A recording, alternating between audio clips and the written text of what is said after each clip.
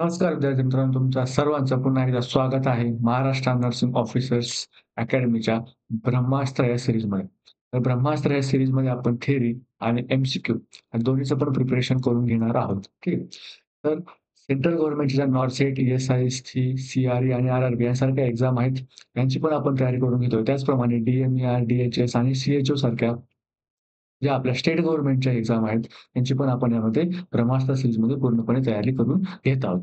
तर आपण respiratory system सुरू केलेली आहे आणि जो आपला कालचा एपिसोड होता, 8वा एपिसोड याच्यामध्ये आपण काय केलंय न्यूमोनिया डिसीज कंडिशनबद्दल पूर्ण थिअरी आपण काल जाणून घेतलेली आहे आणि त्याचे एम-सी-क्यू जे राहिले होते काल, ते आजच्या एपिसोडमध्ये आपण न्यूमोनियावर जे सगळे काही एम-सी-क्यू विचारले जातात, त्या एम-सी-क्यूची आपण आज प्रॅक्टिस करणार आहोत. ठीक आहे. तर चला आपण काय करूया, सुरुवात करूया. फर्स्ट एम-सी-क्यू आहे आपला chest indrawing, nasal flaring and grunting are the features of. First option आहे न्यूमोनिया, सेकंड ऑप्शन आहे पर्टुसिस, थर्ड ऑप्शन आहे मम्प्स आणि फोर्थ ऑप्शन आहे चिकन पॉक्स. तर चेस्ट इनड्रॉइंग, त्यानंतर नेझल फ्लेअरिंग आणि ग्रँटिंग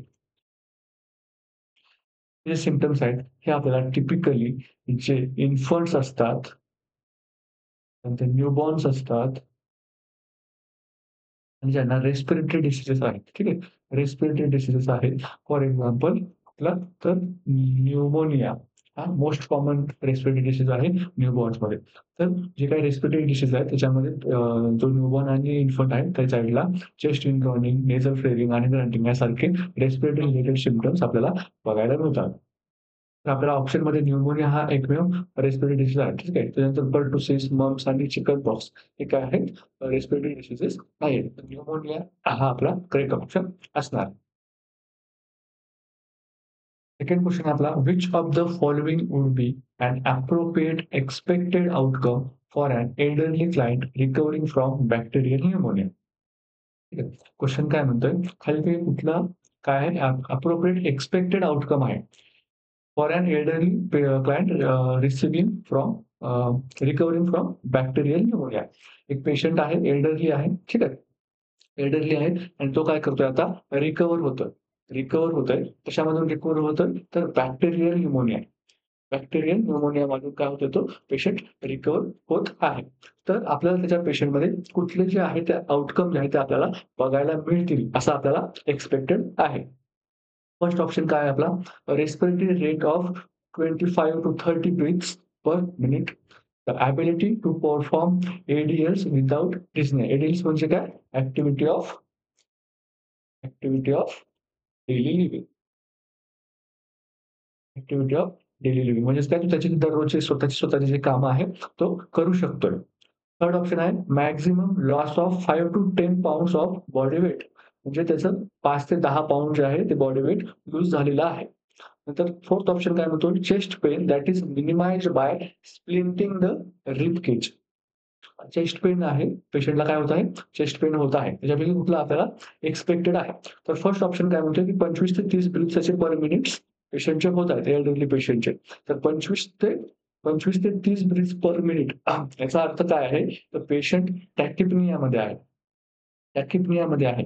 हे जे लक्षण आहे, ते रिकव्हरिंग पेशंटचं लक्षण नाही आहे. हे पेशंटचं डिसीज कंडिशनमध्ये असलेल्या पेशंटचं लक्षण आहे, की त्याला 25 ते 30 ब्रीथ्स आहेत. म्हणजे त्याला काय खूप जास्त फ्रिक्वेंटली श्वास घ्यावा लागतो. टॅकिपनिया करावं होतंय पेशंटला. म्हणजे काय होतंय, ब्रीथिंगची जी फ्रिक्वेन्सी आहे, ठीक आहे. टॅकिपनिया म्हणजे काय? फ्रिक्वेन्सीमध्ये वाढ होत आहे. म्हणून हे तर एक्सपेक्टेड आउटकम नाहीये. त्याच्यानंतर सेकंड ऑप्शन काय म्हणतोय, द एबिलिटी टू परफॉर्म एडीएल्स. एडीएल्स म्हणजे काय? ॲक्टिव्हिटी ऑफ डेली लिव्हिंग तो स्वतः करू शकतोय आणि त्याला स्वतः ॲक्टिव्हिटी करत असताना डिस्नी आहे. म्हणजेच काय? श्वास घेताना त्रास होत नाहीये. तर हे असू शकते का आपलं ऑप्शन? तर हो असू शकते. The maximum loss of 5 to 10 pounds of body weight. म्हणजे त्या पेशंटचं बॉडी वेट लॉस होतंय. याचा अर्थ काय होतोय? पेशंटची न्यूट्रिशन रिक्वायरमेंट पूर्ण होत नाहीये. म्हणजे पेशंट रिकव्हर होत आहे का? तर नाही होत आहे. Chest pain that is minimized by splinting the rib cage. पेशंटला मुळात चेस्ट पेनच व्हायला नाही पाहिजे. ते minimized by rib cage splinting rib cage आहे, ही वेगळी गोष्ट आहे. पण जर पेशंटला चेस्ट पेन आहे, चेस्ट पेन आहे, याचा अर्थ पेशंट रिकव्हर झालेला नाहीये. चेस्ट पेन कुठलं असतं? न्यूमोनियाच्या पेशंटमध्ये ठीक आहे. न्यूमोनियाच्या पेशंटमध्ये कुठलं चेस्ट पेन असतं? तर प्लुरॅटिक चेस्ट पेन असतं. प्लुरॅटिक चेस्ट पेन असतं. म्हणजेच काय होतं, ते प्लुरा आहे, ठीक आहे. प्लुराचं काय होतं? फ्रिक्शन रब झाल्यामुळं 2 प्लुरांचे जे लेयर्स आहेत, ते एकमेकांना फ्रिक्शन झाल्यामुळं पेशंटला काय होतं, डिस्कम्फर्ट होतं आणि चेस्ट पेन होतो. याचा अर्थ त्या पेशंटमध्ये चेस्ट पेन अजून पण आहे. याचा अर्थ अजून पण फ्रिक्शन रब होतंय. अजून पण तिथे इन्फ्लॅमेशन आहे. त्यामुळे आपला हा पण ऑप्शन करेक्ट नाहीये. ऑप्शन ए पण आपला करेक्ट नाहीये. ऑप्शन बी हे आपलं करेक्ट आन्सर असणार आहे. थर्ड क्वेशन बघा आपला. Mrs cruise, 80 years old, is diagnosed with pneumonia. Which one of the following symptoms may appear first? ठीक आहे. एक 80 वर्षाच्या आजीबाई आहेत. त्यांना काय झालं आहे? न्यूमोनिया झालेला आहे. न्यूमोनिया झालेला आहे. तर याच्यामध्ये कुठलं सिम्प्टम्स जे आहे खालीलपैकी ते आपल्याला फर्स्ट बघायला मिळेल. ऑप्शन ए आहे alter mental status and dehydration, fever and chills, haemoptysis and dyspnoea, pleuritic chest pain and cough. Patient जो आहे प्लुरॅटिक चेस्ट पेन आणि कफ पहिल्यांदा दिसेल का? हेमोप्टायसिस म्हणजे काय? ब्लड. ठीक आहे. ब्लड व्हॉमिटस. व्हॉमिटिंगमध्ये त्याच्या ब्लड आणि डिस्निया म्हणजे काय? श्वास घ्यायला त्रास होणार आहे का? फीव्हर आणि चिल्स सगळ्यात पहिले आपल्याला फीव्हर आणि चिल्स बघायला मिळतील का? आणि Altered mental status and dehydration हे बघायला मिळेल. ठीक आहे. तर इन्फेक्शनमध्ये आणि आपला पेशंट कसा आहे? एल्डरली पेशंट आहे. एल्डरली पेशंटच्या इन्फेक्शनमध्ये आपल्याला फीव्हर आणि चिल्स हे लवकर बघायला मिळत नाहीत. का? तर एल्डरली पेशंटचं जे आहे, एल्डरली पेशंट त्याचे डिफेन्स मेकॅनिझम जे आहे, ते वीक असतं. ठीक आहे. वीक असतं. त्याच्यामुळे आपल्याला फीव्हर आणि चिल्स बघायला लवकर मिळत नाही. ते थोडंसं लेट कंडिशनमध्ये आपल्याला बघायला मिळतात. त्यानंतर हिमोप्टायसिस आणि डिस्निया. ब्लड थ्रू ओमिटस हे खूप लेट साइन आहे. ब्लड येत आहे ओमिटसमध्ये पेशंटच्या म्हणजे हा खूप सिव्हिअर स्टेजला गेलेला काय आहे? न्यूमोनिया आहे. आणि प्लुरॅटिक चेस्ट पेन आणि कफ हे पण काय आहे? थोडंसं लेट साइन आपल्याला बघायला मिळतं आणि एल्डरली पेशंटमध्ये इन्फेक्शनमध्ये आपल्याला Altered mental status and dehydration हे आपल्याला अर्ली साइन बघायला मिळतो. त्यामुळं option A Altered mental status and dehydration हे करेक्ट आन्सर आहे. त्यानंतर fourth question. In the high acuity setting of respiratory intensive care unit, a vigilant nurse is closely monitoring a client who has been diagnosed with severe pneumonia, ठीक आहे, leading to ineffective airway clearance.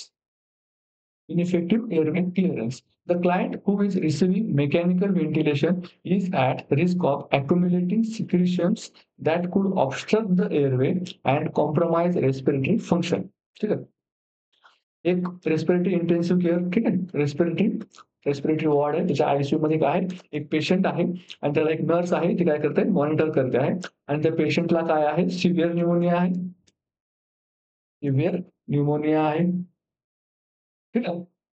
आणि त्याच्या या न्यूमोनियामुळे काय झालेलं आहे पेशंटचं जो एअरवे आहे, तो काय झालेला ऑब्स्ट्रक्ट होऊ शकत आहे. ठीक आहे. ऑब्स्ट्रक्ट होऊ शकत आहे आणि हे जे क्लिअरन्स आहे, ठीक आहे. क्लिअरन्स आहे ते कसं आहे? इनइफेक्टिव्ह आहे. इनइफेक्टिव्ह क्लिअरन्स आहे. एअरवेचं क्लिअरन्स जे आहे म्हणजेच काय एअरवेचा जो पाथ आहे तो क्लिअर नाही. कारण का? इथे सिक्रेशन्स जमा झालेले आहेत. ठीक आहे. म्हणून हा जो पाथ आहे एअरवेचा तो क्लिअर नाहीये.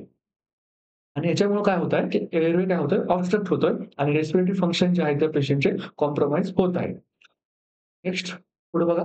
The nurse understands that the critical importance of timely and appropriate suctioning to maintain airway patency. आणि मग आता नर्सला काय अंडरस्टँड केलेलं आहे, की या पेशंटला काय करायला लागणार आपल्याला? सक्शन करायला लागणार. सक्शनिंग करायला लागणार. टाईमली सक्शन करायला लागणार. हे त्या नर्सला समजलेलं आहे. Which clinical indicator should the nurse prioritize to most accurate determine the immediate need for suction in this client? आणि क्लायंटने कुठलं सिम्प्टम्स शो केल्याच्या नंतर नर्सने प्रायोरिटी दिली पाहिजे, की या पेशंटला सक्शन करण्याची आता लगेच गरज आहे. ऑन प्रायोरिटी बेसिस ठीक आहे. प्रायोरिटी बेसिस गरज आहे.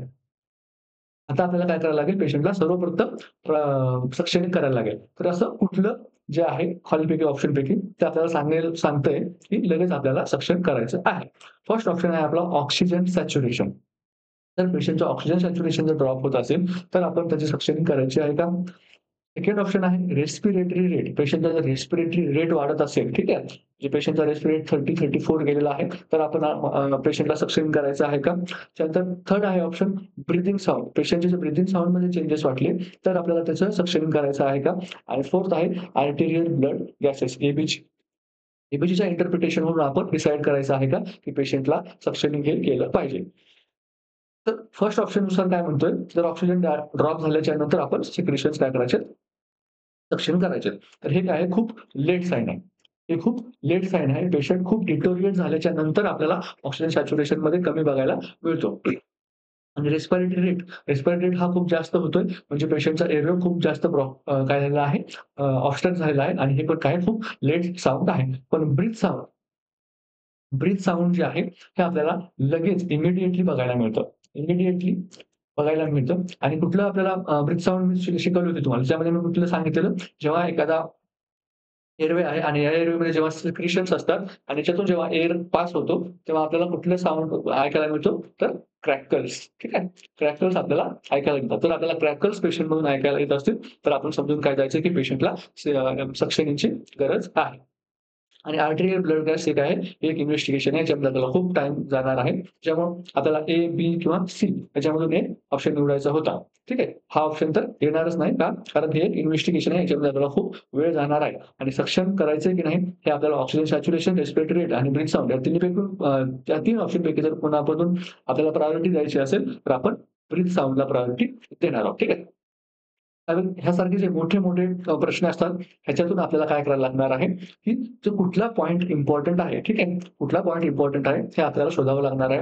जेणेकरून आपल्याला हा एक क्वेशन फक्त एकदा वाचला, की आपल्याला कळणार आहे, की क्वेशन काय म्हणतोय ते. नाहीतर क्वेशन तुम्ही वरपासून इथे वाचायला सुरुवात करणार आणि खाली येईपर्यंत फर्स्ट 2-3 लाईनमध्ये काही इम्पोर्टंट म्हणजे कीवर्ड्स दिलेले असतात, ते विसरून जाता कामा नये. त्याच्यामुळे फक्त छोटे-छोटे क्वेशन्स टाकून आपण काय करणार आहोत, पुढे-पुढे पळणार नाही आहोत. आपण जे डिटेल क्वेशन असतात, जे आजकालच्या एक्झाममध्ये विचारले जातात, तसेच क्वेशन आपण घेणार आहोत. फिफ्थ क्वेश्चन आहे, a male client admitted to an acute care facility with pneumonia. ठीक आहे. पेशंट काय आहे? मेल क्लायंट आहे आणि त्याला न्यूमोनिया आहे. Receiving supplemental oxygen 2 litre per minute via nasal cannula. त्याला ऑक्सिजन आहे 2 लिटर पर मिनिटने आणि नेझल कॅनुलाने ऑक्सिजन आपण त्याला देत आहोत. The clients history includes chronic obstructive pulmonary disease. पेशंटला ऑलरेडी सीओपीडी आहे. म्हणजे पेशंट कसा आहे? कोमॉर्बिड आहे. ठीक आहे. कोमॉर्बिड पेशंट आहे. And coronary artery disease पण आहे. Because of these history findings, the nurse closely monitors the oxygen flow and client's respiratory status. ठीक आहे. आणि ह्या सगळ्या कोमॉर्बिडिटी पेशंटला असल्यामुळं आणि आता परत निमोनिया पण झालेला आहे. ठीक आहे. निमोनिया पण झालेला आहे. ज्यामुळे काय करते, नर्स काय करते, पेशंटला क्लोजली मॉनिटर करत आहे. त्याच्यासाठी रेस्पिरेटरी स्टेटससाठी.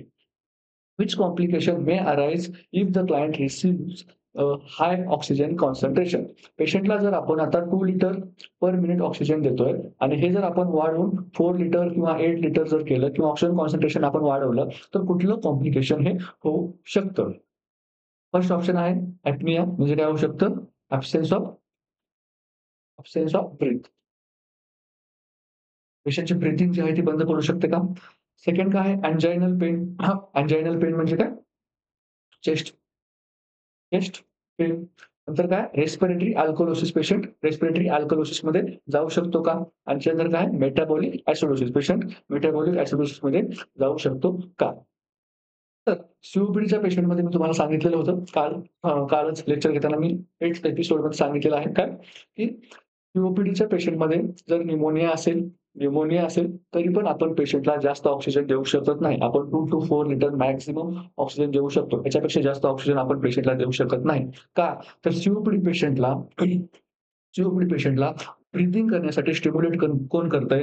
तर CO2ची जी रिटेन्शन जेवढं जास्त होईल, तेवढं पेशंटला ब्रीथिंग होण्यासाठी काय होणार? स्टिम्युलेट्स होणार. पण आपण जर पेशंटला ऑक्सिजन देत राहिलो, बाहेरून सप्लिमेंटल ऑक्सिजन देत राहिलो, तर पेशंटची जी स्टिम्युलस आहे, ती काय होणार आहे? तिथं अब्सेंट राहणार आहे आणि स्टिम्युलस अब्सेंट राहिल्यामुळे पेशंट काय करणार नाही?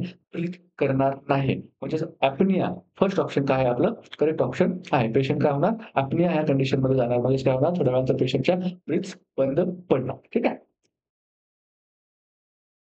नेक्स्ट क्वेश्चन आहे आपला, which of the following pathophysiological mechanism that occurs in the lung parenchyma allow pneumonia develop.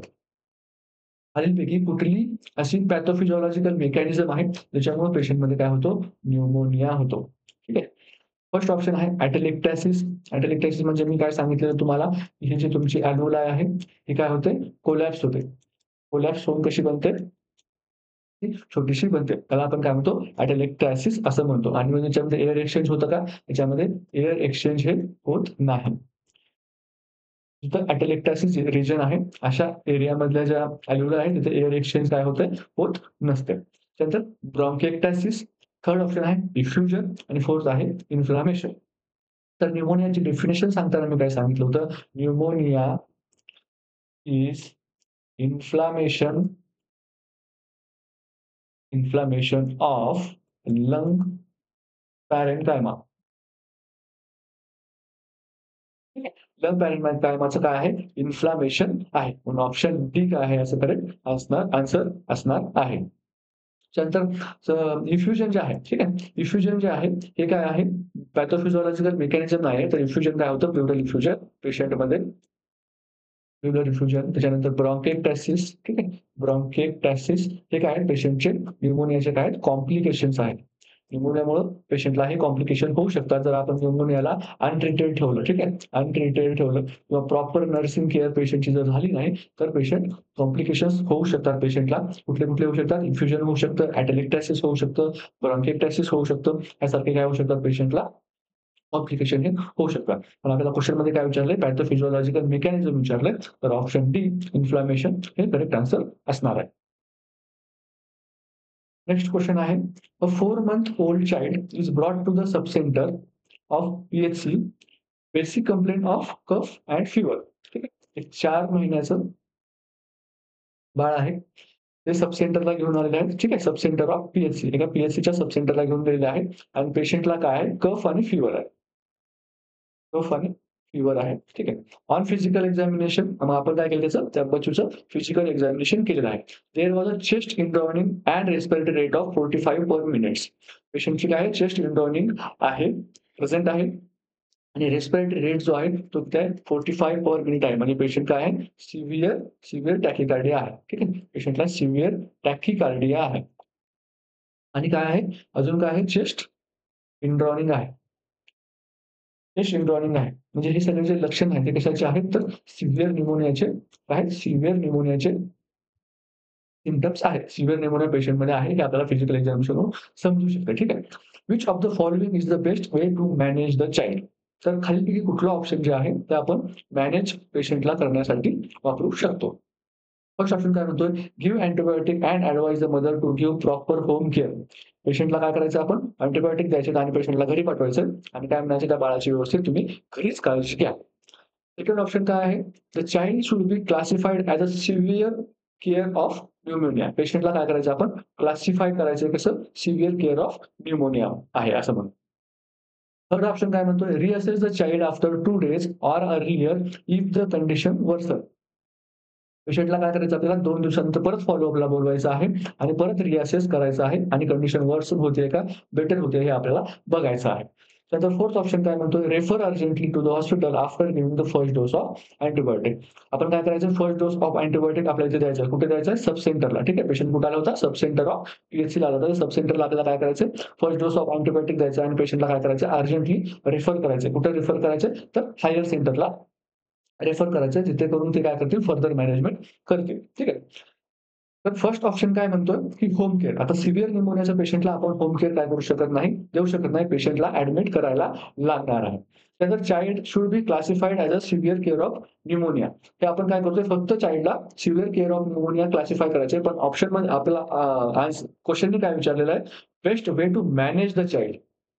आपल्याला काय करायचं चाइल्डला मॅनेज करायचंय. आपण फक्त क्लासिफाय केल्याच्या नंतर ही मॅनेजमेंट ही स्टेप नाहीये. ठीक आहे. नर्सिंगचे जसे असेसमेंट, त्याच्यानंतर नर्सिंग डायग्नोसिस, त्याच्यानंतर इंटरव्हेन्शन, इम्प्लिमेंटेशन हे जे सगळे स्टेप्स आहेत, इव्हॅल्युएशन त्याच्यामध्ये मॅनेजमेंट ही स्टेज ही नाहीये. ठीक आहे. क्लासिफिकेशन फक्त करणं म्हणजे आपण पेशंटला मॅनेजमेंट करत नाही आहोत. त्यामुळे ऑप्शन बी पण येणार नाहीये.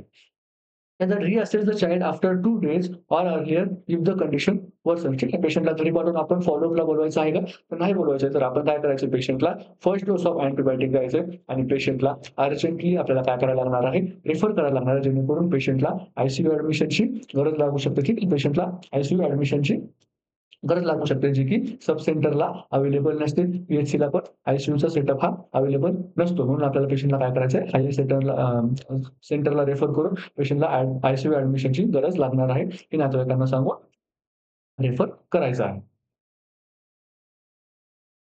नेक्स्ट क्वेश्चन आहे, all of the following are sign and symptoms of pneumonia except. खालीलपैकी कुठले काय आहेत, साइन आणि सिम्प्टम्स न्यूमोनियाचे नाही आहेत. ठीक, एक्सेप्ट हा एक्सेप्ट आणि एक्सपेक्ट या 2 क्वेशनमुळे सिली मिस्टेक्स, ठीक आहे. या 2 वर्ड्समुळे जे आहेत, तुमच्या सिली मिस्टेक होण्याचे खूप चान्सेस असतात. त्यामुळे एक्सेप्ट आणि एक्सपेक्ट ह्या 2 वर्ड्स जेव्हा आले, तर त्यांना अंडरलाईन करायचे आणि क्वेशन्सच्या त्या वर्डचा मीनिंग आपल्याला बरोबर पर्सीव्ह करायचा आहे. एक्सेप्ट आणि एक्सपेक्ट ह्या 2 वर्ड बरोबर वाचले नसल्यामुळे किंवा बरोबर पर्सीव्ह केले नसल्यामुळे हे स्टुडंटच्या सिली मिस्टेक्स खूप होतात आणि आपल्याला एक सिली मिस्टेक हे आपल्याला आपल्या सिलेक्शनपासून दूर ठेवू शकतं. त्यामुळं याला नीट वाचायचं आहे. तर काय म्हणते आपल्याला, एक्सेप्ट म्हणते म्हणजे यापैकी कुठलं जे आहे ते न्यूमोनियाचे सिम्प्टम्स किंवा साइन नाही आहे. फर्स्ट काय म्हणते, ब्रॅडिकार्डिया, सेकंड म्हणते चेस्ट इन्रॉनिंग, थर्ड म्हणते फीवर आणि कफ अँड डिफिकल्टी इन ब्रीथिंग म्हणजेच काय, डिस्निया. ठीक आहे. आपण काय काय बघितले होते, क्लिनिकल मॅनिफेस्टेशन बघितले होते. त्याच्यामध्ये आपण बघितलं होतं की पेशंटला काय असतो, कफ असतो, कसा असतो, त्याच्यानंतर कसा असतो, प्युरुलंट स्पुटम त्याच्यामधून आपल्याला बघायला मिळतो. म्हणजेच काय, तसा येल्लोइश कलरचा. येल्लोइश कलरचा आपल्याला काय बघायला मिळतो, स्पुटम बघायला मिळतो. त्यानंतर डिफिकल्टी इन ब्रीथिंग होते का, तर हो होते. आपण काल बघितलं होतं. फीवर येतं. काय त्याचं कारण, आपली बॉडीची नॉर्मल डिफेन्स मेकॅनिझम आहे. ठीक आहे. डिफेन्स मेकॅनिझम आहे. ते काय करतं, आपलं बॉडी टेम्परेचर हे एलिव्हेट करत असतं. चेस्ट इन्रॉनिंग ही काय होते, जर पेशंटला डिस्निया असेल, तर पेशंट काय करणार, ॲक्सेसरी मसल्स, ठीक आहे. ॲक्सेसरी मसल्सचा यूज करणार. कशासाठी, ब्रीथिंग करण्यासाठी ॲक्सेसरी मसल्सचा यूज करणार आणि त्याच्यामुळे काय होणार, चेस्ट इन्रॉनिंग हे होत असतं. ब्रॅडिकार्डिया होतो का, तर नाही. काल आपण बघितलं होतं पेशंटला काय होतो, टॅक्यकार्डिया होतो. टॅक्यकार्डिया का होतो, कारण त्या बॉडीच्या ज्या मेटाबॉलिक नीड्स आहेत, ठीक आहे. मेटाबॉलिक नीड्स आहेत कशासाठीच्या, ऑक्सिजनच्या ज्या मेटाबॉलिक नीड्स आहेत त्या मीट होत नाहीत. मग बॉडी काय करतं, फास्ट काय करतं, हार्ट बीट करायला सुरुवात करतं आणि त्याच्यामुळे पेशंटला काय होतो, टॅक्यकार्डिया डेव्हलप होतो. त्यामुळे ब्रॅडिकार्डिया हा पेशंटमध्ये नसतो. ठीक आहे. ऑप्शन एक आहे करेक्ट आन्सर आहे. नेक्स्ट क्वेश्चन आहे आपला, a paediatric patient has been diagnosed with right lower lobe of pneumonia. ठीक आहे. हे आपली लंग्स आहेत, लेफ्ट साइड आहे, ही राइट साइड आहे. तर राइटला 3 लोब आहेत आणि लेफ्टला 2 लोब आहेत. हा आपला right upper lobe, right upper lobe. हा कुठला आहे, राइट मिडल लोब आणि हा राइट लोअर लोब आणि हा लेफ्ट अप्पर लोब आणि हा लेफ्ट लोअर लोब. ठीक आहे. हे काय आहेत, लंग्सचे काय आहेत, लोब्स आहेत. तर पेशंटला कुठं आहे, राइट लोअर लोबला काय आहे, न्यूमोनिया आहे. ठीक आहे. राइट लोअर लोबला न्यूमोनिया आहे. ठीक आहे. आपण इथं न्यूमोनिया आहे. Upon auscultation of this lung speed, the nurse would expect to hear which breath sound. जेव्हा आपण अशा पेशंटला तिथे ऑस्कल्टेट केलं, या रिजनमध्ये ऑस्कल्टेट केलं, तर नर्सला कुठला साउंड जो आहे तो एक्सपेक्टेड आहे. रॉन्काय आहे का, क्रॅकल्स आहेत का, स्ट्रायडर आहे का, की व्हीज आहे. ठीक आहे. त्यानंतर आपण काय बघितलं होतं, ब्रीथ साउंड्सचा आपला जो 7th एपिसोड आहे, ठीक आहे. ब्रह्मास्त्र जो 7th एपिसोड आहे, त्याच्यामध्ये आपल्याला मी ब्रीथ साउंड्स सगळे शिकवलेले आहेत. जर कोणी 7th एपिसोड बघितलेला नसेल, तर त्यांनी 7th एपिसोड मधला जो ब्रीथ साउंडवाला पार्ट आहे, ठीक आहे.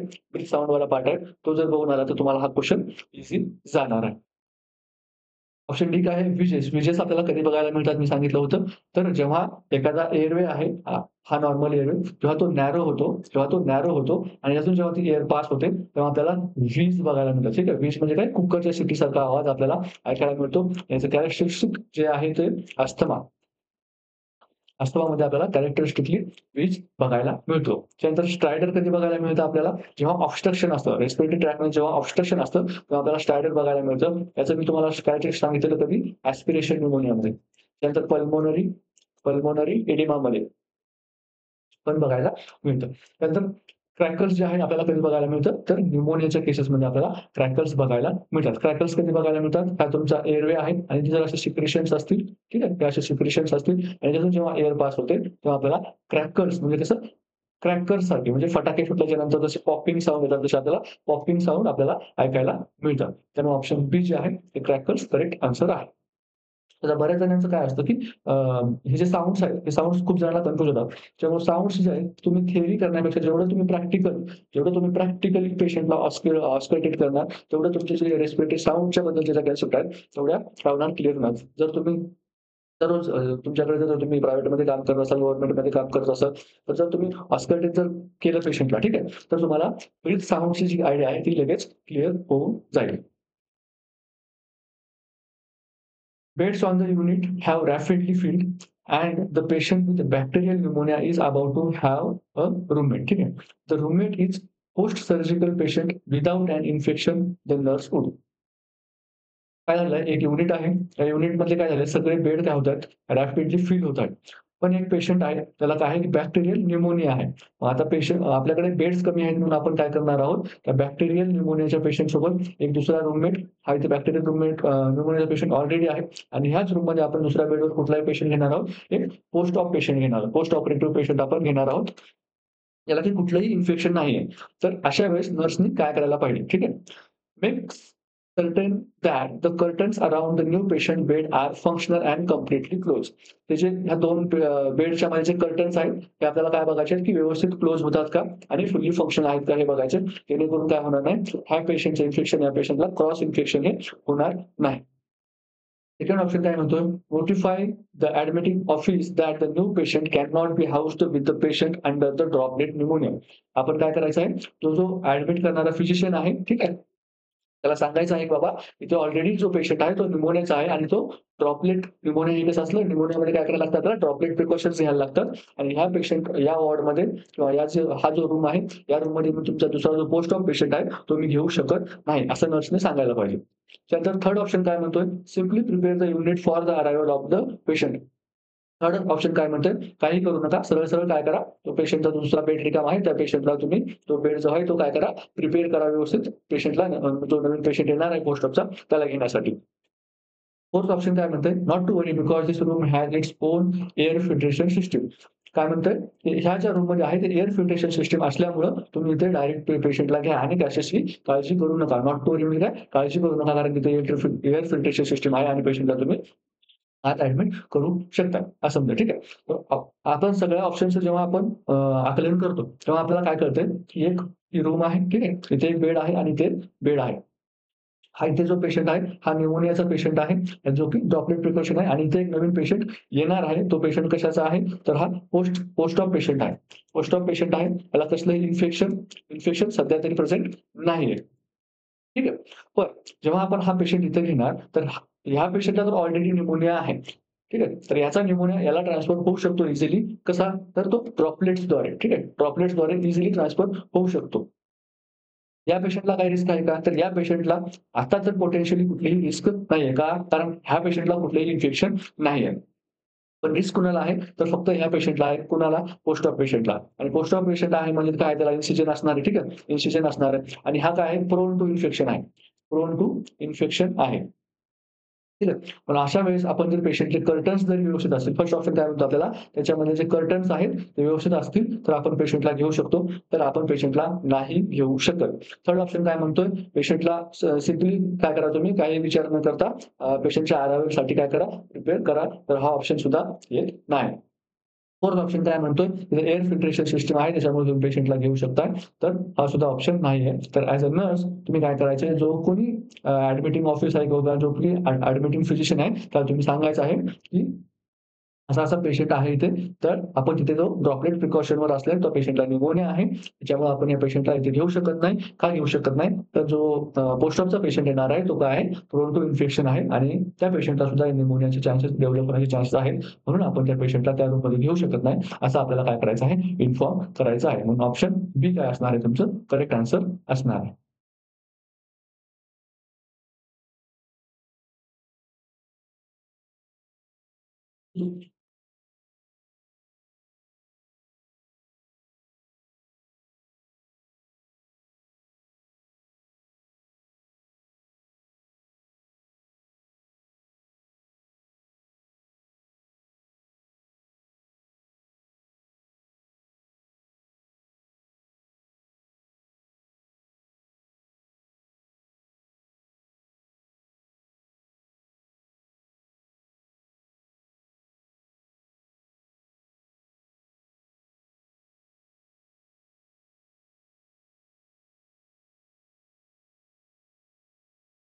नेक्स्ट क्वेश्चन आहे आपला, a patient receiving continue internal feeding in which position placed the patient to prevent aspiration. ठीक आहे.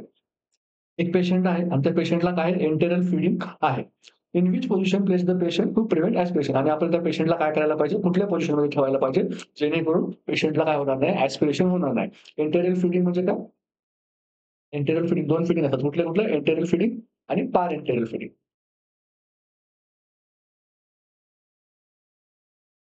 इंटरनल फीडिंग म्हणजे काय? तर आपण पेशंटला काय करतो आहोत, through oral through oral route. ठीक आहे. थ्रू ओरल रूट आपण काय करतो, पेशंटला फीड करतो. त्याला आपण काय म्हणतो, एंटेरियल फीड. एंटेरियल म्हणजे काय? लक्षात ठेवा की इंटेस्टाईन. ठीक आहे. इंटेस्टाईन. त्याच्या पार इंटेरियल म्हणजे काय? पार म्हणजे काय?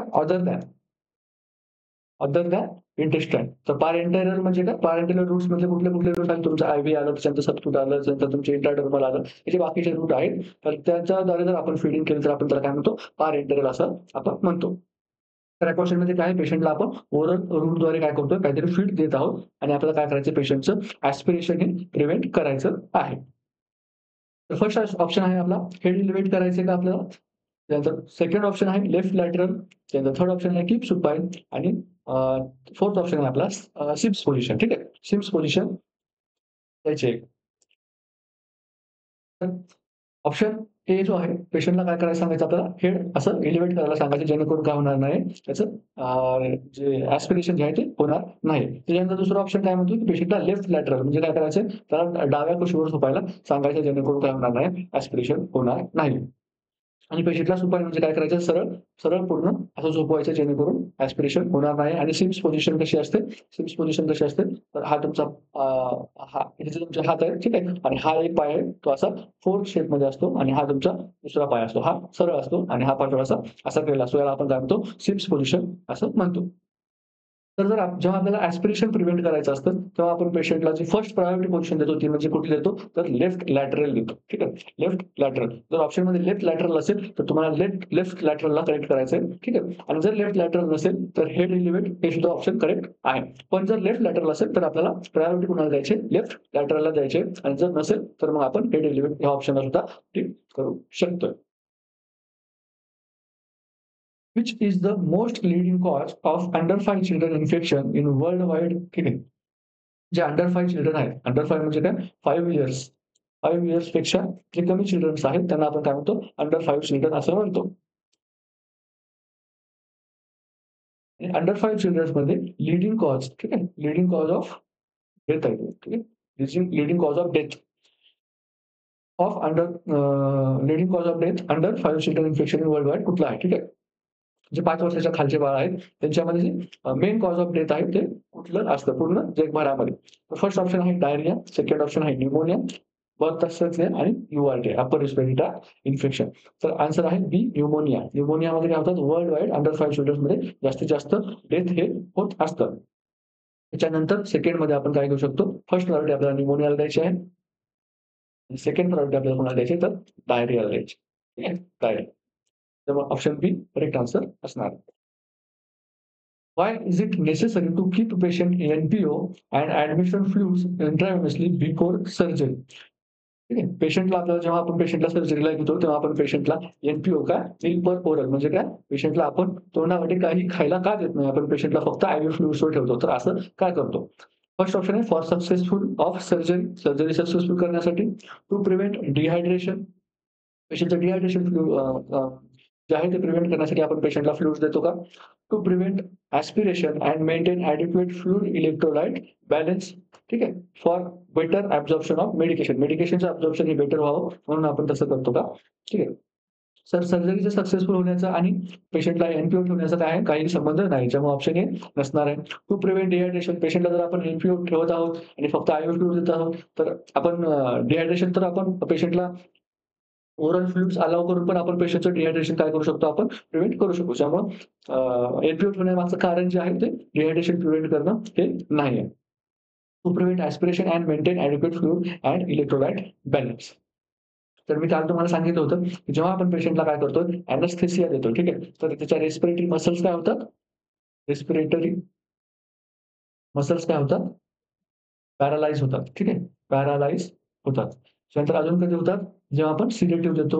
ठीक आहे. सिलेक्टिव्ह देतो. अजून काही देतात जर पेशंटला सेंट्रल नर्व्हस सिस्टमला काही प्रॉब्लेम असतील, कुठे डिसीज असतील किंवा त्याचे अल्टर्ड लेव्हल ऑफ कॉन्शियसनेस असेल, पेशंट अनकॉन्शियस असेल, ठीक आहे, किंवा सेमी कॉन्शियस असेल, तर अशा वेळेस आपण पेशंटला एन-पी-एम ठेवण्याचा प्रयत्न करत असतो, जेणेकरून काय होणार नाही, पेशंटला ॲस्पिरेशन होणार नाही. तर ॲस्पिरेशन का होतं? कारण रेस्पिरेटरी मसलचं पॅरालिसिस झालेलं असतं आणि ही जी आपली ओपनिंग आहे ग्लॉटिसची, ठीक आहे. हा जो आपला एपिग्लॉटिस आहे, तो जर व्यवस्थितपणे काय आहे, मसलची फ्लॅप आहे, ठीक आहे. मसलची फ्लॅप आहे आणि ही जर फ्लॅप व्यवस्थित वर्किंग करत नसेल, तर तुम्ही जे काही फूड पार्टिकल्स घेणार आहात, ते फॅरिंक्समध्ये जाण्याच्या ऐवजी, ते मागे फॅरिंक्स आहे. फॅरिंक्समध्ये जाण्याच्या ऐवजी कुठे जाणार? हे लॅरिंक्समध्ये एंट्री करणार आणि पेशंटला काय होणार आहे? ॲस्पिरेशन होणार आहे. ठीक आहे. म्हणून आपण काय करतोय, ज्या पेशंटला आपल्याला सर्जरीसाठी पाठवायचं आहे, त्या पेशंटला आपण काय करतो, एन-पी-ओ ठेवत असतो. ठीक आहे. फोर्थ ऑप्शन काय आहे? For better absorption of medication. मेडिकेशनचा आणि एन-पी-ओ ठेवण्याचा काहीही संबंध नाही. ठीक आहे. नेक्स्ट क्वेश्चन आहे आपला, the nurse is taking care of a patient at high risk of aspiration pneumonia. पेशंटला काय आहे? हाय रिस्क आहे कशाचा? ॲस्पिरेशन न्यूमोनियाचा आणि अशा पेशंटची काय करते, एक नर्स काळजी घेत आहे. Which of the following nursing intervention will help to prevent aspiration pneumonia? आणि खाली तुम्ही कुठलं जे आहे ऑप्शन, ते काय करू शकतो, पेशंटचा ॲस्पिरेशन न्यूमोनिया प्रिव्हेंट करू शकतो. फर्स्ट ऑप्शन आहे performing mouth care with the patient in supine position. पेशंटला असं सुपाइन पोझिशनमध्ये ठेवून आपण पेशंटची माउथ केअर करत आहोत, तर आपण त्याच्यामुळे प्रिव्हेंट करू शकतो का ॲस्पिरेशन? सेकंड ऑप्शन आहे elevate the head of patient at 45 degree angle after entering feed. पेशंटला आपण फीड केल्याच्या नंतर आपण काय करतोय, पेशंटला 45 डिग्रीमध्ये असं पेशंटला झोपवतोय. तर आपण पेशंटला काय करतोय, प्रिव्हेंट करतोय का? त्यानंतर थर्ड ऑप्शन काय म्हणतोय, provide pulmonary toilet after feeding the patient. पेशंटला फीड केल्याच्या नंतर आपण पल्मोनरी टॉयलेट म्हणजे काय, फिजिओथेरपी. पल्मोनरी टॉयलेट आहे फिजिओथेरपीचा टाइप आहे, ठीक आहे. फिजिओथेरपीचा टाइप आहे. ज्यामध्ये आपण काय करतो, व्हायब्रेशन्सचा यूज करत असतो, ठीक आहे. व्हायब्रेशन्सचा यूज करत असतो. त्याला आपण काय म्हणतो, पल्मोनरी टॉयलेटिंग असं म्हणत असतो आफ्टर द फीडिंग. आणि पल्मोनरी टॉयलेटिंग जर फीडिंग केल्याच्या लगेचच जर आपण दिली, तर ॲस्पिरेशनचे चान्सेस काय होतात, वाढतात. ॲस्पिरेशनचे चान्सेस काय होतात, वाढतात. त्यामुळे ऑप्शन सी जे आहे ते करेक्ट नाही. बोथ बी आणि सी याच्यामध्ये सी आलं म्हणून हे पण करेक्ट नाही. तर सेकंड ऑप्शन काय म्हणतो आपला, elevate the head of the patient at 45 degree after feeding. ठीक आहे. फीडिंग केल्याच्या नंतर तुम्ही काय करू शकता, पेशंटचं हेड एंड जो आहे तो 45 डिग्री काय करू शकता, एलिव्हेट करू शकता. 45 डिग्री एलिव्हेट करू शकता. Performing mouth care with patient. Patient जेव्हा सुपाइन पोझिशनमध्ये असतो, तेव्हा आपल्याला पेशंटची माउथ केअर कधीच करायची नाही. पेशंटला आपल्याला काय करायचंय, either head head elevated position द्यायचे किंवा लेफ्ट, जर अनकॉन्शियस पेशंट असेल तर लेफ्ट लॅटरल पोझिशन देऊन पण तुम्ही काय करू शकता, माउथ केअर ही करू शकता. त्यामुळे बी ऑप्शन हे करेक्ट आहे. ठीक आहे. आपण काय करू शकतो, एंटर फीड झाल्याच्या नंतर पेशंटला काय करू शकतो, हेड एलिव्हेट करू शकतो. Why patient of pneumonia advise for complete bed rest. न्यूमोनियाच्या पेशंटला आपण बेड रेस्ट का सांगतो? ठीक आहे. बेड रेस्ट का करायला सांगतो? To reduce O2 demand, to reduce metabolism, to improve to to improve O2 consumption, ठीक आहे. आणि टू इन्क्रीज CO2. O2 ची डिमांड कमी करण्यासाठी आपण करतो का? टू रिड्यूस मेटाबॉलिझम करतो का? To improve consumption, to increase CO2. तर ऑक्सिजनची डिमांड आहे. जर पेशंटला आपण बेड रेस्ट दिली, ठीक आहे. बेड रेस्ट दिली, पेशंटला जर बेड रेस्ट दिली, तर पेशंट काय करणार, रेस्ट करणार आणि रेस्टिंग कंडिशनमध्ये आपल्याला काय लागतं, सर्वात कमी जो आहे तो ऑक्सिजन लागत असतो आणि ऑक्सिजनची डिमांड काय करतोय आपण, कमी करण्यासाठी आपण पेशंटला काय म्हणतो, की तुम्ही कंप्लीट बेड रेस्ट घ्यायची आहे. कंप्लीट बेड रेस्ट घ्यायची आहे असं आपण पेशंटला सांगतो. मेटाबॉलिझम, आपल्याला मेटाबॉलिझम कमी करायचं नाही, ठीक आहे. पेशंटचं जर आपण जे काही आपण फूड देतोय, ठीक आहे, त्याचं मेटाबॉलिझम हे झालं पाहिजे. मेटाबॉलिझम हे काय झालं पाहिजे, झालं पाहिजे. त्याच्यामुळे आपण O2 ॲक्चुअली आपण O2 डिमांड कमी करण्यासाठी काय करतो, पेशंटला बेड रेस्ट घेण्यासाठी सांगत असतो. तर त्याच पद्धतीने आपण काय होतं, जेव्हा आपण पेशंटला कंप्लीट बेड रेस्ट सांगतो, तेव्हा त्याचं काय होतं, मेटाबॉलिझम पण कमी होत असते. पण आपला जो सांगण्याचा हे असतोय, उद्देश जो असतोय, पर्पज जो असतोय, तो मेटाबॉलिझम कमी करणं हा नसतोय, तर ऑक्सिजन डिमांड कमी करणं असते. का? कारण पेशंट जो न्यूमोनियाचा पेशंट आहे, त्याच्यामुळे काय होतंय, आपल्या पेशंटला हायपॉक्सिया होत आहे. आणि अजून जर आपण पेशंटला काय केलंय, वर्क करायला लावलं, आपण रेस्ट जर दिली नाही, तर अजून त्याच्यामध्ये हायपॉक्सिया डेव्हलप होण्याचे चान्स असतात. म्हणून आपण काय करतोय, टू रिड्यूस O2 डिमांड आपण काय करतोय, पेशंटला सांगतोय की कंप्लीट बेड रेस्ट घ्या. A 6-year-old child is admitted in the hospital with pneumonia. किती 6 वर्षाचा चाइल्ड आहे. त्याला काय आहे? न्यूमोनिया आहे. And immediate priority in this child nursing care would include all of the following except. आपण खालीलपैकी कुठले जे आहे, ठीक आहे, खालीलपैकी कुठले जे आहे, ऑप्शन जे आहे ते निवडायला पाहिजे. जेणेकरून काय होणार आहे पेशंटचं प्रायोरिटी जी आहे ती मीट होणार आहे आणि एक्सेप्ट आहे पुढे ठीक आहे. Except. Provide nutrition of the child. सर्वप्रथम तुम्ही काय करा, पेशंट तुमच्याकडे आला, पेशंटला न्यूट्रिशन प्रोव्हाईड करा. असेच the respiratory status and signs of cyanosis. पेशंटचे काय करा, आल्या-आल्या जर तुमच्याकडे पेशंट येतो, त्याचे रेस्पिरेटरी स्टेटस बघा आणि त्याला सायन्स ऑफ सायनोसिस आहेत का ते बघा. त्यानंतर थर्ड ऑप्शन काय म्हणतो, गिव्ह फॉलोअर्स पोझिशन किंवा सेमी फॉलोअर्स पोझिशन. पेशंटला सेमी फॉलोअर किंवा फॉलोअर पोझिशन द्या. त्यानंतर डी ऑप्शन काय म्हणतो, give oxygen according to the programme. पेशंटला काय करा, तुमच्या हॉस्पिटल पॉलिसीनुसार काय करा, ऑक्सिजन तुम्ही सप्लाय द्या. ठीक आहे. जेव्हा आपण प्रायोरिटी बेसिसचे क्वेश्चन सॉल्व्ह करतो, ठीक आहे. प्रायोरिटी बेसिस सॉल्व्ह करतोय, तेव्हा आपल्याला आयदर ए, बी, सी एअरवे, ब्रीथिंग, सर्क्युलेशन बघायचं आहे किंवा तिथे पण जर तुमचा क्वेश्चन सॉल्व्ह झाला नाही, मग आपल्याला काय करायचं आहे, मॉझलोज हायरार्की लॉ, ठीक आहे. मॉझलोज हायरार्की लॉ त्याच्यानुसार आपल्याला काय करायचे आहे, क्वेश्चन सॉल्व्ह करायचे आहेत. तर आपला डी ऑप्शन काय म्हणतोय, give oxygen according to programme. ठीक आहे. फर्स्ट प्रायोरिटी आपण काय करणार, पेशंटला फर्स्ट प्रायोरिटी देणार, काय करणार, ऑक्सिजनेशन देणार. त्याच्यानंतर आपण काय करणार, give follower position and semi follower position. त्यानंतर आपण काय करणार, सेकंड प्रायोरिटी आपण कशाला देणार, पेशंटच्या फॉलोअर पोझिशनला देणार. त्यानंतर आपण काय करणार, पेशंटचं असेसमेंट करणार. थर्ड प्रायोरिटी आपण असेसमेंटला देणार आणि फोर्थ प्रायोरिटी आपण जे आहे, फोर्थ किंवा आपण लास्ट प्रायोरिटी पण आपण कशाला म्हणू शकतो, तर न्यूट्रिशनला म्हणू शकतो. का? कारण न्यूट्रिशन हे एवढं इमर्जन्सी कंडिशनमध्ये एवढं प्रायोरिटी नाहीये. हां, न्यूट्रिशनमुळे पेशंटचे जे आहे ते इन्फेक्शनचा जी इम्युनिटी आहे, ठीक आहे. इन्फेक्शनमुळे जी इम्युनिटी लो झालेली आहे, त्याला एलिव्हेट करण्यासाठी मदत करू शकतं. पण इथे प्रायोरिटी बेसवर आपल्याला न्यूट्रिशन देणं हे गरजेचं नाही, ठीक आहे. एक्सेप्ट म्हटलं होतं, ठीक. आपल्याला क्वेश्चनने काय सांगितलं, एक्सेप्ट सांगितलं होतं, कुठलं इम्पोर्टंट नाही. तर provide nutrition of the child हे सध्या या कंडिशनला इम्पोर्टंट नाहीये. आपल्याला सध्या इम्पोर्टंट काय आहे, पेशंटला ऑक्सिजन देणं, पोझिशन देणं आणि त्याच्यानंतर त्याला असेसमेंट करणं हे आपलं आता अगोदर काय आहे, प्रायोरिटी आहे. नेक्स्ट क्वेश्चन आहे, a client has fractured mandible. क्लायंटचं काय झालं, मॅन्डिबल फ्रॅक्चर आहे, that is immobilized with wires. ठीक आहे. हे जो मॅन्डिबल आहे तो काय फ्रॅक्चर होता म्हणून आपण काय केलेला, वायर्स बसवलेले आहेत. For which life threatening post operative problem should the nurse monitor this client. ठीक आहे. मॅन्डिबलला फ्रॅक्चर आहे, ठीक आहे. म्हणजे पेशंटचं काय आहे, जर न्यूट्रिशन न्यूट्रिशन काय झालं, अल्टर झालं. पेशंटला काय होत नाही, व्यवस्थित खाता-पिता येत नाहीये. ठीक आहे. तर मग आपण कुठली गोष्टीसाठी पेशंटला मॉनिटर केलं पाहिजे. इन्फेक्शनसाठी मॉनिटर केलं पाहिजे का? व्हॉमिटिंगसाठी केलं पाहिजे का? ऑस्टिओमायलायटिस केलं पाहिजे का? ब्रोंकोस्पॅझमसाठी केलं पाहिजे. पेशंटला आपण फ्रॅक्चर आहे, त्याच्यानंतर आपण पेशंटला काय केलंय, ओटीमध्ये घेतलं. त्याच्यानंतर आपण पेशंटला काय केलं आहे, वायर्स बसवले आहेत. याचा अर्थ आपण पेशंटला प्रोफायलॅक्टिक प्रोफायलॅक्टिक अँटिबायोटिक्स अँटिबायोटिक्स हे दिलेले आहेत. त्याच्यामुळे इन्फेक्शन हा मेजर कन्सर्न नाही आहे. त्यानंतर व्हॉमिटिंग. पेशंटनी जर व्हॉमिटिंग केलं, ठीक आहे. पेशंटनी जर व्हॉमिटिंग केलं आणि पेशंटचा काय आहे, मॅन्डिबल काय आहे, फ्रॅक्चर आहे. मॅन्डिबल म्हणजे कुठलं, हा बोन. हा बोन म्हणजे काय आपण त्याला म्हणतो, मॅन्डिबल. आणि मॅन्डिबल जर फ्रॅक्चर असेल तर ॲस्पिरेशनचे चान्सेस आहेत, ठीक आहे. ॲस्पिरेशनचे चान्सेस आहेत. आणि ॲस्पिरेशन झालं तर पेशंटला काय होऊ शकतो, न्यूमोनिया होऊ शकतो. कुठला न्यूमोनिया होऊ शकतो, ॲस्पिरेशनल न्यूमोनिया होऊ शकतो. ठीक आहे. त्यामुळे आपला हा मेजर कन्सर्न असायला पाहिजे. ठीक आहे. त्यानंतर ऑस्टिओमायलायटिस. ऑस्टिओमायलायटिस काय आहे? ही बोनची एक डिसीज कंडिशन आहे. ठीक आहे. बोनची डिसीज कंडिशन आहे. इथे याचा काहीही आपल्याला संबंध नाही. आणि ब्रॉन्कोस्पाझम. ब्रॉन्कोस्पाझम म्हणजे काय? हा तुमचा ब्रॉन्कस आहे, यांच्यामध्ये स्पाझम होऊ शकतो. ब्रॉन्कोस्पाझम पण इथे आपल्याला काय आहे, मेजर कन्सर्न नाही. ब्रॉन्कोस्पाझम अनाफिलॅक्टिक रिएक्शन्स वगैरे अशा रिएक्शन्समध्ये आपल्याला ब्रॉन्कोस्पाझम हे बघायला मिळतं. तर ऑप्शन बी जो आहे आपला सेकंड ऑप्शन, व्हॉमिटिंग हे करेक्ट आन्सर आहे. का? तर व्हॉमिटिंग जर झाली पेशंटला, तर पेशंटला ॲस्पिरेशन होण्याचे चान्सेस असतात. त्याच्यामुळे पेशंटला आपल्याला काय करायचं, मॉनिटर करायचं आहे व्हॉमिटिंगच्या साइन्ससाठी. नेक्स्ट क्वेश्चन आहे आपला, which among the following is the risk factor for pneumonia. न्यूमोनियासाठी खालीलपैकी कुठला काय आहे, रिस्क फॅक्टर आहे. सीझनल चेंज, की तुमच्या वातावरणामध्ये जर बदल झाला, लिव्हिंग इन क्राउडेड प्लेस, खूप गर्दीच्या ठिकाणी जर राहत असाल तर, मॉस्किटो, ठीक आहे, मच्छर ज्या ठिकाणी आहे त्या ठिकाणी जर तुम्ही राहत असाल तर, आणि मालन्यूट्रिशन यापैकी कुठलं रिस्क फॅक्टर आहे. सीझनल चेंजमुळे न्यूमोनिया हा होत नाही, कारण न्यूमोनियाला कुठलातरी एक पर्टिक्युलर क्वालिटेटिव्ह एजंट लागतो. क्वालिटेटिव्ह एजंट असेल तर न्यूमोनिया होतो. म्हणजे कुठले-कुठले कॉलेज आहेत ते आपण बघितलं. कम्युनिटी अक्वायर्डमध्ये कुठले असतात, हॉस्पिटल अक्वायर्डमध्ये कुठले असतात, ॲस्पिरेशनमध्ये कुठले असतात, त्यानंतर इम्युनो कॉम्प्रोमाइजमध्ये कुठले असतात, हे सगळं आपण काल बघितलेलं आहे. ठीक आहे. त्यानंतर थर्ड ऑप्शन काय म्हणतोय, मॉस्किटो. मॉस्किटो न्यूमोनिया जो आहे तो काय मॉस्किटोमुळे होत नाही.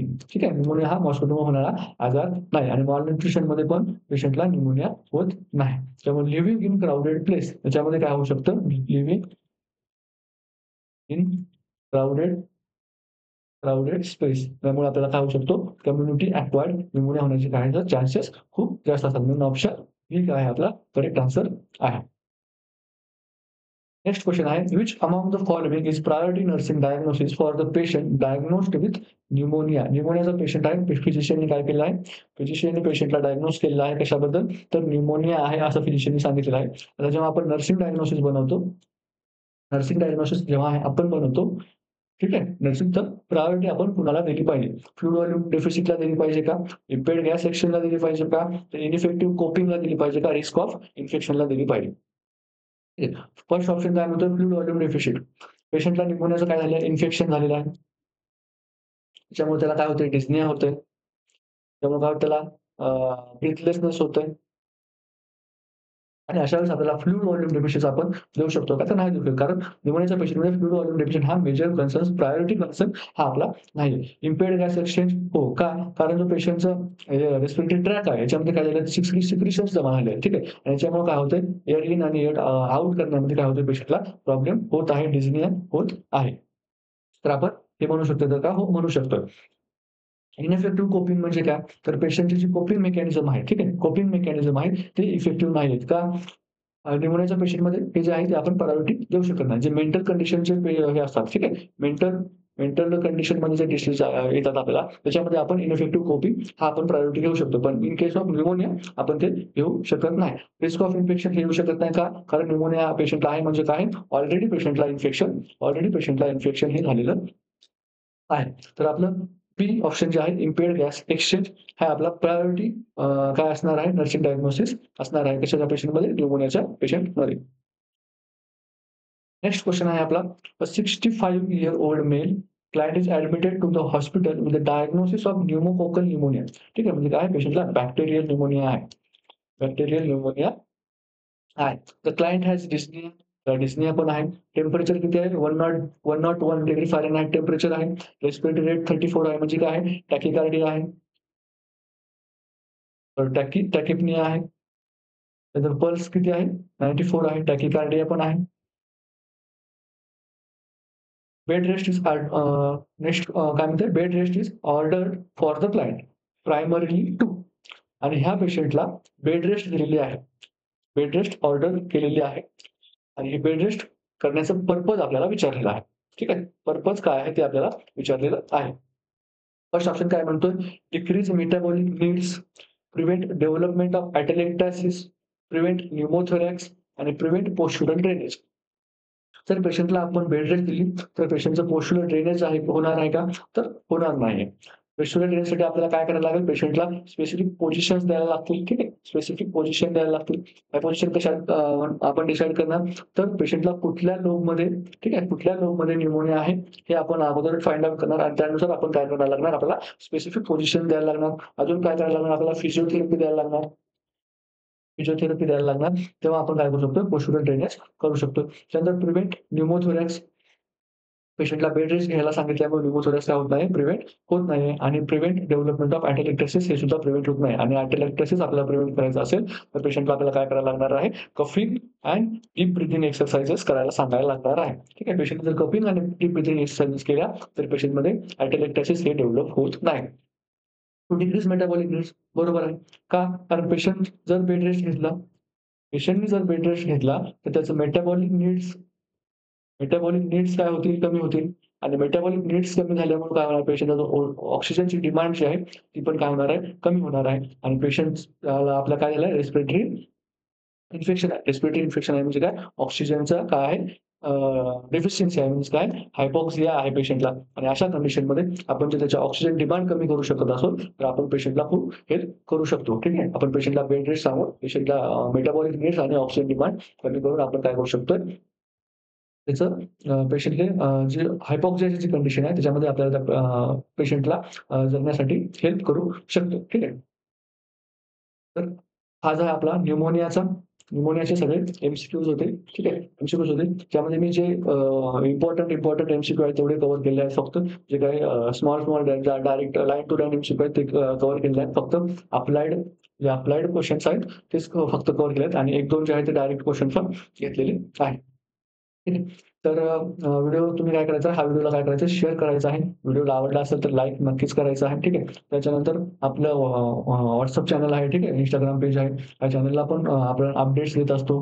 ठीक आहे. अपडेट्स देत असतो. तिथं पण आपण जाऊन चेक करायचं आहे. आणि ज्यांनी कोणी जर न्यूमोनियाचा थिअरी चॅप्टर जर बघितला नसेल तर अगोदर थिअरी बघायचा आहे. त्याच्यानंतर एम-सी-क्यू सॉल्व्ह करायला यायचं आहे. म्हणजे काय होणार आहे, तुमची जी कन्सेप्ट आहे, ठीक आहे, कन्सेप्ट आहे ती काय होणार आहे, क्लिअर होणार आहे. आणि पूर्ण आतापर्यंत तुम्ही सर्वांनी व्हिडिओ बघितल्याबद्दल तुमचे सर्वांचे धन्यवाद. ठीक आहे. Thank you. अभ्यास करत राहायचा आहे. आपली CHOची एक्झाम ही लवकरच येणार आहे.